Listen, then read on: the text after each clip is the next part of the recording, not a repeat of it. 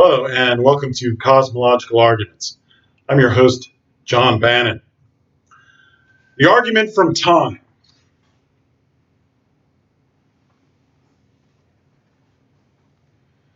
The argument from time proves the existence of God by demonstrating that the existence of time requires an uncaused, timeless cause we call God. Time is the creation, destruction, and recreation of physical reality at the smallest scale at relative rates. Because nothing comes from nothing, the cause of time cannot be nothing. Rather, the cause of time must have a cause outside of time. This cause of time must also remember the prior order, placement, and time flow of physical reality in order to recreate physical reality at every moment in time. This cause of time, not having time for its own cause, must therefore be uncaused. However, the cause of time itself cannot be something subject to time, because the existence of anything subject to time is contingent on the existence of time.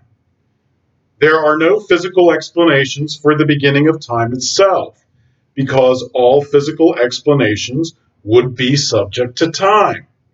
We call this uncaused, timeless, immaterial cause of time God. The argument from time asks, what is time? And time is the creation and destruction and recreation of physical reality in sequence, and that sequence is what we experience as time.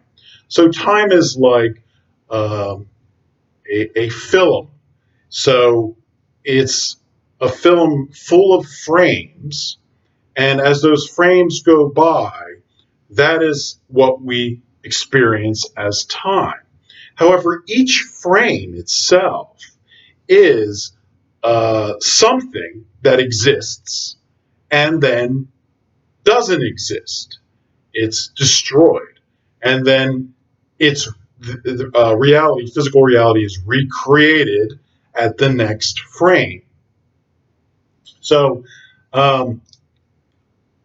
God creates, destroys, recreates, destroys, recreates, destroys each frame of the movie as the movie is played. And this is what we experience as time.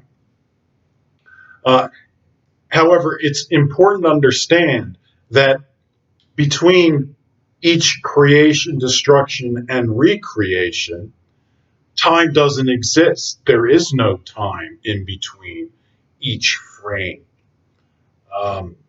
So you can think of time in this fashion, and God creates and recreates each frame as time goes by, but there is no actual time in between each frame. Because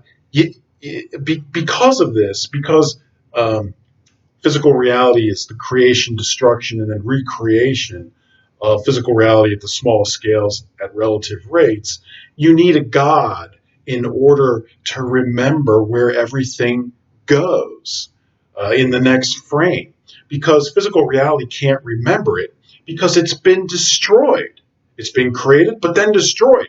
So there's nothing in physical reality that can retain a memory of the prior frames or where the subsequent frames are going to be and the positions of things in those frames. So you need an outside God, outside of time itself and outside of physical reality, to remember where everything goes for the next frame of the movie. Now, you can think of God creating and recreating physical reality like his volitional act of creation, like him snapping his fingers for each frame, right? But because there's no time in between each frame. This snapping of his fingers for God doesn't happen in time.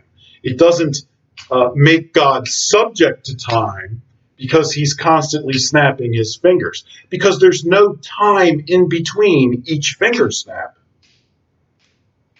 God is not subject to time. That's an important thing to understand. The simple fact that God is creating and destroying and recreating physical reality does not make God subject to time, because there is no time in between each creation and destruction and recreation. So, unlike snapping your fingers in time when you're actually in time, it's not like that for God, because there is no time in between finger snaps for God.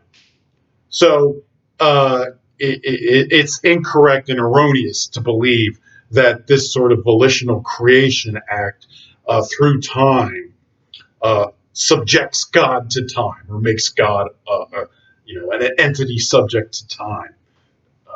Not true at all. There's no time in between each frame, so God is not subject to time. But that still, nonetheless, allows God to control, create, sustain, alter, destroy, modify the universe at every discrete moment of time. So it's not as if God simply wills the existence of the universe and then leaves it alone.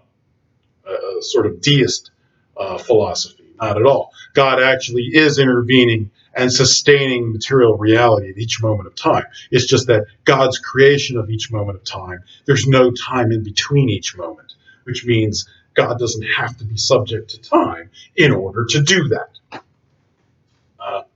Okay.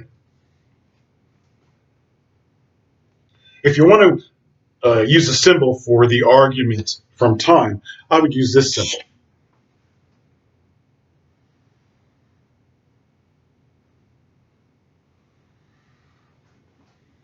And this sort of means this is one. This is a moment of time, and this is a moment of time, and this represents the destruction and then recreation of each moment of time as it goes by. Okay, I hope you learned something. Take care.